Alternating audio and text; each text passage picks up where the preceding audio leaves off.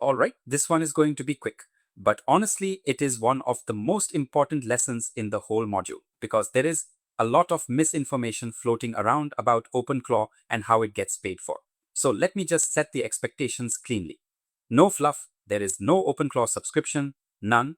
You do not pay OpenClaw.ai anything. There is no enterprise tier. There are no $1,500 free credits from cloud providers. You may have seen earlier community courses making those claims. Those claims were invented. Just wipe them from your mental model. Today, what actually happens is this.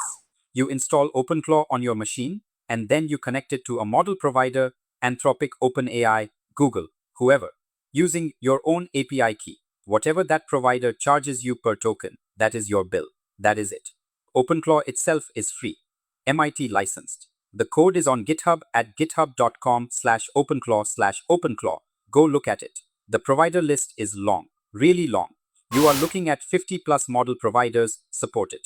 Anthropic, OpenAI, Google, Mistral, DeepSeek, Ollama, plus any OpenAI compatible or Anthropic compatible endpoint you bring yourself. Self-hosted VLLM, SGLang, local Ollama models, custom providers via plugin. So if you want to run local models with no per token cost, you can do that.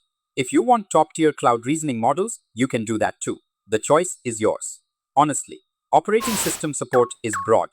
macOS works first class. Linux works first class. Windows works through WSL2, which is recommended or natively if you really want to push it. The macOS Minubar app and the iOS app are extras. They are called nodes. They are optional companion devices, and we cover them in Module 10. Now, you own the data, all of it. Sessions, memory, configuration. It all lives under ~.openclaw on your machine. If you decide to stop using OpenClaw tomorrow, you can pack up that one directory, move it to another machine, and pick up exactly where you left off. That is a deliberate design decision. And it is a big part of why people choose OpenClaw over hosted alternatives. So the economics are short. Free software, your hardware, your provider, your data. There is one catch we will dig into in Module 19, which is that subscription OAuth from a Pro or Max plan with Anthropic is restricted to first-party Claude apps. So if you want to use OpenClaw against Anthropic models, you should plan on using an API key, not a subscription. That is the supported path.